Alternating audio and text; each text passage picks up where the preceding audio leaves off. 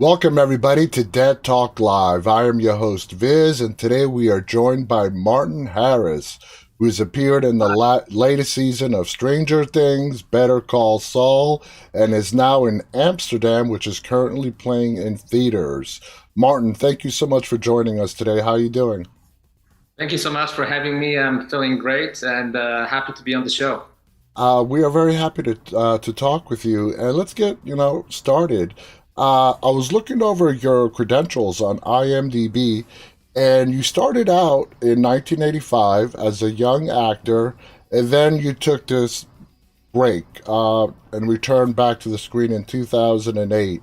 In that time period, is that when you really got the passion reignited for you for acting?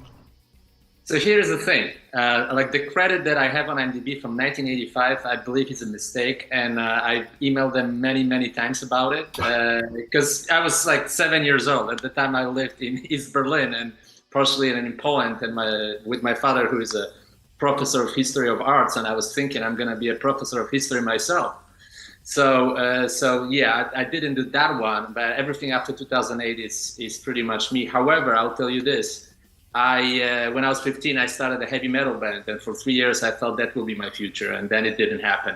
And then I took a break from so-called artistic life, Uh-huh. and then it came back to me and in a form of acting. Yes. Okay, great. And if you want, I have tons of experience with IMDb. If you do want it off, I can get it off there for you. Just to let Really? you know. Yeah, I can Great. definitely get it off there for you. Great. Now, you have worked as a consultant. You've done some voice work as well. Mhm. Do you like to keep yourself flexible and experience the different facets of the entire entertainment industry? I do. I do. In the past, I would say I did too many things. Not just in the entertainment industry, but overall. I wrote books. For 15 years, I was a sports broadcaster before I even started acting. So I've done a lot of different things. Now I see the benefit of those experiences in my acting life because I have a lot of things from my past I can refer to and build, Mm-hmm. from that type of experience. But now I just focus on the entertainment industry. I would say acting and voice acting; those are my two main things. But I've also written few scripts, and I also have a concept of the TV show that I'm pitching right now. So that side of me is still there. Nice. So, like we said, you appeared in the latest season of Stranger Things. You were a prisoner alongside David Harbour, who plays Hopper. Now, walking onto that Stranger Things set, being a massive Netflix show, what were your impressions? So at the end of 2020, which was a very tough year because I just finished shooting Red Notice in Atlanta, and the next day we had pandemic, and I don't work for like 6, 7 months. I remember I was having my New Year's wishes, New Year's resolutions, and I wished myself to be on Better Call Saul and Stranger Things, and both things actually happened. So Nice.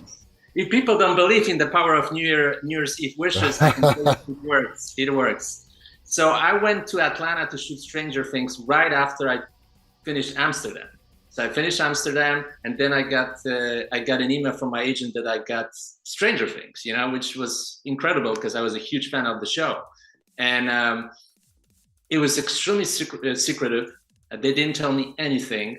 I was getting sites for the scene we're shooting the next day around 10, 11 p.m. previous day. Wow. And we were through a link that only one person can download pretty much. So they were very, very secretive. I couldn't tell anybody I'm on Stranger Things until it aired. I couldn't put it on my websites. I couldn't make it public that I'm on the show. But at the same time, what an incredible adventure. And because it was in the middle of pandemic, it started with long quarantine, and we're quarantined for like 2 weeks in a hotel in Atlanta, and then we're shooting fifth and sixth episode. Then they added the seventh episode in the middle of me shooting the fifth and sixth episode, which created a little bit of stress because I was already booked on the Gray Man. And now I started, really worrying if I would be able to make it to the Gray Man. And luckily enough, I flew, like when I finished my last day on Stranger Things, I flew out of Atlanta with the last plane, which was 11 p.m., and I was doing my fitting 7 a.m. in Long Beach the next day. Wow. Well, that's a good type of busy to be. So all those Russian scenes in the prison, they were all shot in Atlanta? Hmm. I Wow. would say from that arc, yes, but I know that some of the scenes they did in the I think second episode or even part of the third episode, which is his first time in the prison, where the character played by Tom Blaszka is still the prison guard, and he gets Hmm. imprisoned. He's with Yeah. us, the prisoners. I think some of it they shot in Lithuania before pandemic, from what Okay. they, So yeah. were a lot of the scenes just inside of a sound stage? Is that where you did the primary shooting? No, they built the whole prison in Atlanta. They built it in Jeez. yeah, yeah. It was the whole set was just for this Russian arc. There was plenty on different stages. There was like the full prison, and they had cells, and they had this yard, and they had the tunnel, and they had the guy who played the Demogorgon. He was a very tall guy in a green suit. Yeah, everything was there. Now, the scope of such a production, like you just mentioned, and then the set design, the costumes, the amount of personnel that must have been there, and you've been on some pretty notable shows. Has Stranger Things been one of the most impressive sets that you've been on for you, in your opinion? Yeah, absolutely. As also because of my length of being on that set, we were there for pretty much 2 months. It was March and April 2021. So you build friendships, you build relationships with people. You also come to the same place every day, and that makes it more of an experience. When you are 2 or 3 days on a show, or a week on a show, and everything is you go through your lines, you go through your character, you shoot, and then you come back. Here, there was enough time to experience the whole thing, and going from one setup to another setup, like the whole storyline, the whole arc Hmm. of being in the prison with David and Tom, until the bitter end for myself. Yeah. Oh man, that sounds so exciting. So, like I said, you are currently in Amsterdam, comedy drama, currently in theaters, alongside a very impressive cast. Now, for our audience that has never heard of Amsterdam, tell us what the movie's about, basically.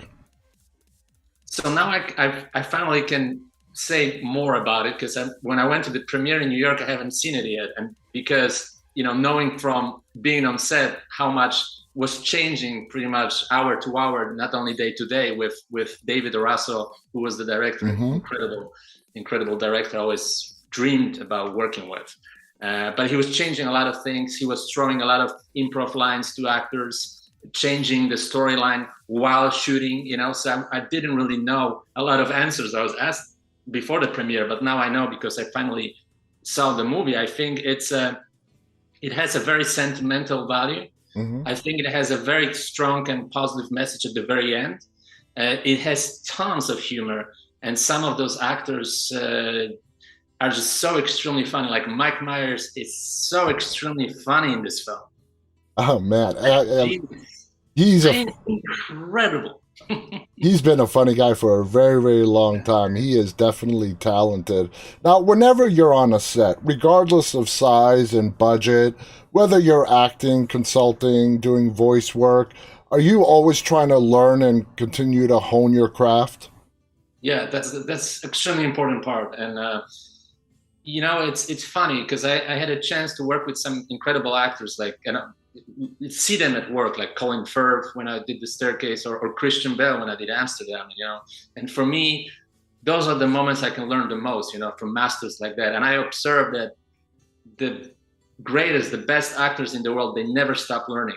They Hmm. constantly work. They work even harder than, I would say, a lot of working actors. I'm talking about the greatest actors. Yeah. I just saw an interview with Christian Bale, and he said that he was looking for inspiration for his character in Amsterdam, and he one day he saw this random guy walking through the streets of, I think, downtown LA, and he started imitating his walk and his movement, and he used it for the film. And he says, I've never talked to the guy, I never met the guy after that, but I borrowed something from him for the character, and this is extremely inspiring to hear that. And I remember from the set, from shooting Amsterdam, a Christian Bale, and I never seen anything like that. He was in character even during the lunch breaks. I mean, he would Wow. talk to you normally, but he would talk with the mannerism Hmm. of the character. He would walk with the mannerism of the character, and what an incredible human being. Wow, I did not know that. Going back to David O. Russell, the director of Amsterdam, the way you described him, really last minute changes. As an actor being directed by David, did that make it more challenging, not knowing what you're going to face when you went on the set every day? For me, it was actually an adventure. I don't know why, but after 7, 8 months of sitting at home during the pandemic, and now I'm finally on set with some of the greatest actors alive, I was just so extremely excited to be there. That for me was an incredible adventure. Like I've never felt that way before or after that. It was more than a job. It was something else. It was a different experience. It, And and I'll tell you one thing about David. Like actors love him. yeah. Actors. Yeah, I've definitely heard that. Now, your biography states something interesting. It states that Kobe Bryant played an important role for you in acting. Elaborate on that. I was thinking about it. It's been 22 years when I think of me knowing Kobe Bryant, because we met at the All-Star Weekend in 1998, and then I had the chance to have a final little conversation with him like 3 weeks before he had this tragic accident. And back in 2007, I came to LA for a few weeks. I just turned 30 years old, and I Hmm. was very successful sports broadcaster, and I could, I could have stayed doing that for the rest of my life, but something inside was telling me that this is not really the path that I should be, following for Uh-huh. the rest of my life. And I asked Kobe, like, what should I do? Should I stick to what I have to play it safe, or should I do something crazy and start something from the scratch, start something new in a new city, in the most competitive probably business you can imagine? Hmm. And he said, what is your heart telling you? And I said, my heart is telling me to try. He said, always follow your heart. Wow. And I remember that the day when he died, it took me like 3 days of, I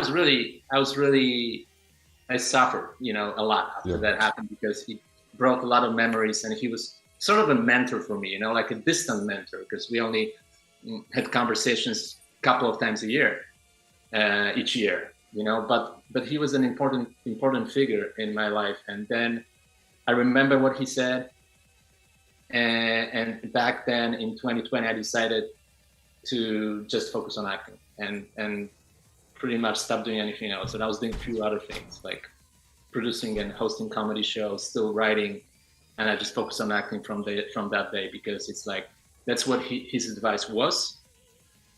It makes perfect sense, and I need to listen to him, and I need to, What do it. what a great story. Wow. And no regrets, right? No regrets in following you? No, that's what I Absolutely, thought. Now, 100%. Now you going to the staircase, you learned journalism for that role. Is that typical? Do you do a lot of research depending on how big or small the role is that you have? Yeah, whenever I can, I try, and whenever I do, actually it pays off. So I should do it every single time. Sometimes you have a like last minute audition, or you have tons of auditions for one day, and it's difficult. But I know from my experience, whenever I do that, it's always working.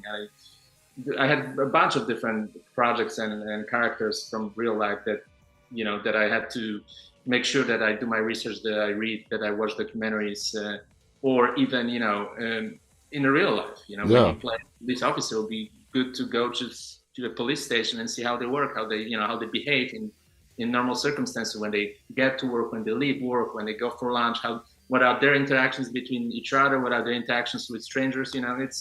It's and listen, like whenever you get a chance to work with someone great like Christian Bale or Robert De Niro, or Hmm. because I consider myself a character actor, for me, Michael Stuhlbarg, Michael Shannon are kind of blueprints of what I want to do moving forward, in the latter years of my career. Yeah. Whenever you have a chance you learn from them as much as possible because those guys are really committed to the Yeah, craft.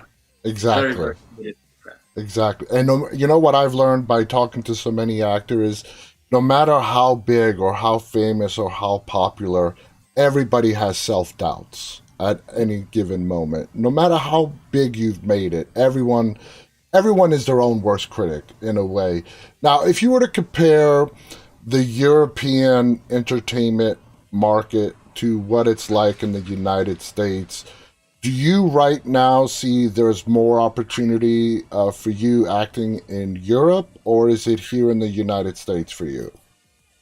So I started here. I built myself from zero. From in my first year, just going to classes and then going to sets as an extra, as a PA, to the point where I can work as an actor. And I never had a chance to work in Europe yet. A couple of times, I got close last year to get a job in the United Kingdom, but because of the Brexit, that complicated things Yeah, because now I need a visa to work there. In the past, I wouldn't need to. So that complicated things. Hopefully in the future I'll be able to work in England because I really love what they're doing there, and I have a great agent there, and hopefully that will happen. Um, I would say from in Poland, where I was born, I think the business is different in that way that it's financed by the government in a lot of ways. mm-hmm. So the films, I think, they don't have to be successful in the box office, Mm-hmm. and it's also I would say a very small group of people who are in the show business comparing to here. And I think the way you're building your career is different here than there, because there I think actors go to like a 4-year college, like Yeah, acting university, and then after that they're being hired full time in theaters, and then they have agents who pitch them for film and TV jobs. So it's a different business. it's a different world, absolutely. Martin, I want to thank you so much for coming on here and just sharing some of your stories. That Kobe Bryant story was amazing. Thank you so much for sharing Oh, that. thank you. Thank you for having me. Um, I want just a little programming note. Tomorrow we are headed to New York to be covering New York Comic Con over the following weekend. We won't be back on the air till next week, but stay tuned to our social media as we'll be bringing you guys live updates from New York Comic Con. I want to thank our guest again today, Martin Harris, for an amazing chat. I want to thank our audience, those of you guys who've tuned in live, and those of you who'll be watching this later on. Martin, do you have any final thoughts you want to share before we go? Yeah, I mean, whenever someone has a passion for something, that comes from what Kobe said, I would say it's never too late. There are some actors who started working a lot in their 40s, 50s, and they're very happy because they love the craft. I mean, I think what even Kobe said, and what I'm gonna repeat in my own words is, whatever you love to do, whatever your passion is, just follow your passion, and then things will, and you will be happy in your life because you Yeah, are doing what you love to do. absolutely. I 100% agree with that. Martin, again, thank you so much for coming on here and talking with us. Guys, stay safe, and until we meet up again next week, stay walking. Bye, everybody.